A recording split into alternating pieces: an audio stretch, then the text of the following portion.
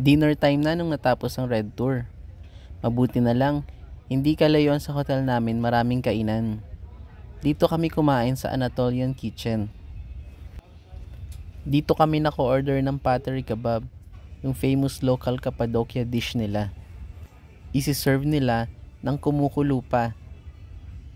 Good experience at napakasarap din. Ilalagay ko na lang sa description yung video.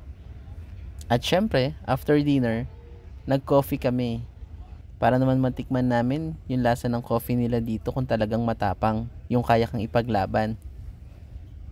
At tapos, hindi rin mawawala ang mga sweets.